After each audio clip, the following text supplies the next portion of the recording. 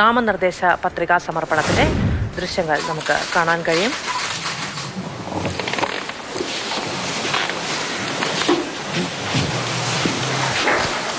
CP Radhakrishnan പ്രധാനമന്ത്രിക്കും മുതിർന്ന BJP നേതാക്കളായ അമിത്ഷാ, രാജ്നാഥ് സിംഗ് എന്നിവർക്കൊപ്പം എത്തിയാണ് ഇപ്പോൾ പത്രിക സമർപ്പിച്ചിരിക്കുന്നത്.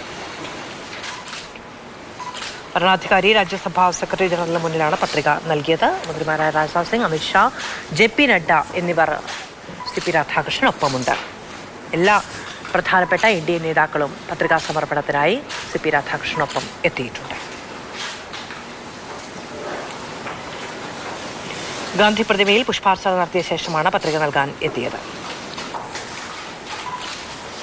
പാർലമെന്ററി കാര്യമന്ത്രി കിരൺ റിജിജു, മന്ത്രി പ്രഹ്ലാദ് ജോഷി എന്നിവരെ നമുക്ക് കാണാം.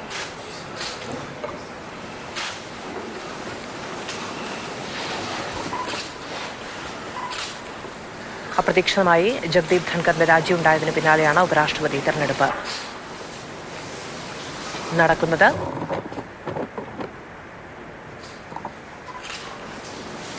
കഴിഞ്ഞ ദിവസമാണ് CP രാധാകൃഷ്ണന്റെ സ്ഥാനാർത്ഥിത്വ പ്രഖ്യാപനമുണ്ടായത്. ഇന്ത്യ മുന്നണി മത്സരത്തിന് ഒരുങ്ങുന്നു. ഇന്ത്യ മുന്നണി പ്രത്യേക സ്ഥാനാർത്ഥിയെ പ്രഖ്യാപിച്ചു. നാളെയായിരിക്കും പത്രികാ സമർപ്പണം. ഇന്ന് CP രാധാകൃഷ്ണൻ പത്രിക സമർപ്പിക്കുന്നതിന്റെ ദൃശ്യങ്ങളാണ് കാണാൻ കഴിയുന്നത്. പത്രിക നൽകി കഴിഞ്ഞിരിക്കുന്നു. പ്രധാനമന്ത്രി നരേന്ദ്രമോദി, ആഭ്യന്തരമന്ത്രി അമിത്ഷാ, രാജ്നാഥ് സിംഗ്, JP നഡ്ഡ, പ്രഹ്ലാദ് ജോഷി എന്നിവരെല്ലാവരും പത്രികാ സമർപ്പണത്തിനായി CP രാധാകൃഷ്ണനൊപ്പം വരണാധികാരിക്ക് മുന്നിൽ എത്തിയിരിക്കുന്നു. പാർലമെന്ററി കാര്യമന്ത്രി കിരൺ റിജിജുവിനെ നമുക്ക് കാണാൻ കഴിയും.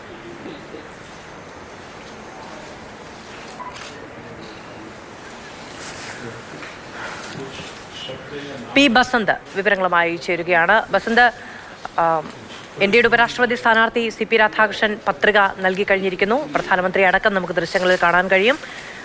എപ്പോഴാണ് പാർലമെന്റിലേക്ക് അദ്ദേഹം എത്തിയത്?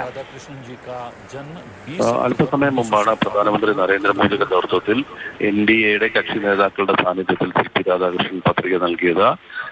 പ്രധാനമന്ത്രി, മന്ത്രിമാരായ രാജ്നാഥ് സിംഗ്, അമിത്ഷാ, നിതിൻ ഗഡ്കരി, അതോടൊപ്പം തന്നെ NDA കക്ഷി നേതാക്കളും മന്ത്രിമാരുമായ ചിരാഗ് പാസ്വാൻ, അതോടൊപ്പം തന്നെ മറ്റ് നേതാക്കൾ എല്ലാവരും തന്നെ, രാജീവ് ലലൻ സിംഗ് NJDU നേതാവ് തുടങ്ങിയവരെല്ലാവരും തന്നെ ഇന്ന് പത്രിക നൽകുന്ന സമയത്ത് ഉണ്ടായിരുന്നു. രാജ്യസഭ സെക്രട്ടറി ജനറലാണ് വരണാധികാരിയുടെ മുന്നിലാണ് ഇപ്പോൾ പത്രിക നൽകിയത്. നേരത്തെ CP രാധാകൃഷ്ണൻ പാർലമെന്റ് വളപ്പിലെത്തിയിരുന്നു. അവിടെ ഗാന്ധി പ്രതിമയ്ക്ക് മുന്നിൽ പുഷ്പചക്രം അർപ്പിച്ച ശേഷമാണ് അദ്ദേഹം പുതിയ പാർലമെന്റ് മന്ദിരത്തിലേക്ക് ആദ്യമായി എത്തുന്നത്. CP രാധാകൃഷ്ണൻ നേരത്തെ ലോക്സഭ MP ആയിരുന്നു. കോയമ്പത്തൂരിൽ നിന്നും നിരവധി തവണ അദ്ദേഹം അവിടെ നിന്ന് തിരഞ്ഞെടുക്കപ്പെട്ടതാണ്. 2014-ലും 19-ലും അദ്ദേഹം പരാജയപ്പെട്ടുവെങ്കിലും അതിനു മുമ്പ് അദ്ദേഹം MP ആയിരുന്ന പഴയ പാർലമെന്റ് മന്ദിരത്തിലായിരുന്നില്ല. ഇത്തവണ പുതിയ പാർലമെന്റ് മന്ദിരത്തിലെ രാജ്യസഭാ സെക്രട്ടറി ജനറലിന്റെ ഓഫീസിലാണ് ഇപ്പോൾ പത്രിക നൽകിയിരിക്കുന്നത്. നാളെ ഇന്ത്യ സഖ്യത്തിന്റെ സ്ഥാനാർത്ഥി B. സുദർശൻ റെഡ്ഡി പത്രിക നൽകും എന്ന് വ്യക്തമാക്കിയിട്ടുണ്ട്. ഇപ്പോൾ പ്രധാനമന്ത്രി തന്നെയാണ് പത്രിക ഭരണാധികാരിക്ക് കൈമാറുകയും ചെയ്തിരിക്കുന്നത്. NDA സംബന്ധിച്ചിടത്തോളം ആണെങ്കിൽ വിജയം സുനിശ്ചിതമാണ് എന്നുള്ള തരത്തിലാണ് നീങ്ങുന്നത്.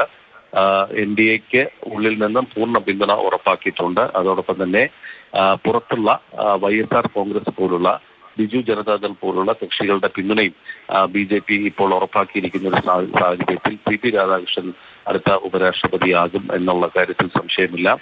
അതേസമയം മറ്റ് പ്രതിപക്ഷ കക്ഷികളുടെ പിന്തുണ കൂടി തേടാൻ രാജ്നാഥ് സിംഗിനെ ചുമതലപ്പെടുത്തിയിരുന്നു. അദ്ദേഹം DMK അടക്കമുള്ളവരുമായി സംസാരിക്കുകയും ചെയ്തതാണ്. പക്ഷേ DMKക്ക് NDAയുടെ സ്ഥാനാർത്ഥിയെ പിന്തുണയ്ക്കാൻ കഴിയാത്തൊരു സാഹചര്യത്തിൽ ഇപ്പോൾ ഇന്ത്യ സഖ്യം കഴിഞ്ഞ ദിവസം യോഗം ചേർന്ന് മറ്റൊരു സ്ഥാനാർത്ഥിയെ പ്രഖ്യാപിക്കുന്ന ഒരു സാഹചര്യമാണ് ഉണ്ടായത്. തമിഴ്നാട്ടിൽ നിന്നുള്ള ഒരു അംഗം വേണം എന്ന് DMK നിർബന്ധം പിടിച്ചെങ്കിലും ഒടുവിൽ തൃണമൂൽ കോൺഗ്രസ് മുന്നോട്ട് വെച്ച B. സുദർശൻ റെഡ്ഡിയുടെ പേരാണ് ഇപ്പോൾ പൊതുവിൽ ഇന്ത്യ സഖ്യം അംഗീകരിച്ചിട്ടുള്ളത്. ആം ആദ്മി പാർട്ടി അടക്കമുള്ള പാർട്ടികളുടെ പിന്തുണ ഇന്ത്യ സഖ്യം ഉറപ്പാക്കുകയും ചെയ്തിട്ട ഒരു സാഹചര്യമാണുള്ളത്. പക്ഷേ NDA വിജയം സുരക്ഷിതമാണ് എന്നുള്ളതാണ് അവർ കരുതുന്നത്.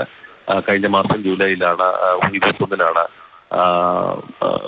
ജഗ്ദീപ് ധൻഖർ ഉപരാഷ്ട്രപതി സ്ഥാനം രാജിവെച്ചുകൊണ്ടുള്ള തീരുമാനമുണ്ടായത്.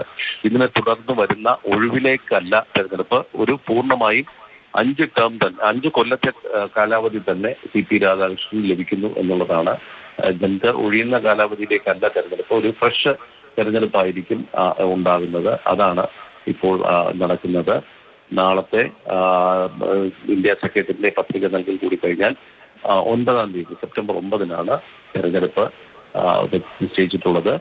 MP-മാരാണ് വോട്ട് ചെയ്യുന്നത്. ലോക്സഭയിലെയും രാജ്യസഭയിലെയും MP-മാരാണ് നോമിനേറ്റഡ് അംഗങ്ങളടക്കം വോട്ട് ചെയ്യുന്ന ഒരു പ്രക്രിയ. വിവരങ്ങൾ നൽകിയത് ഇന്ത്യയുടെ ഉപരാഷ്ട്രപതി സ്ഥാനാർത്ഥി CP രാധാകൃഷ്ണൻ നാമനിർദ്ദേശ പത്രിക സമർപ്പിച്ചിരിക്കുന്നു.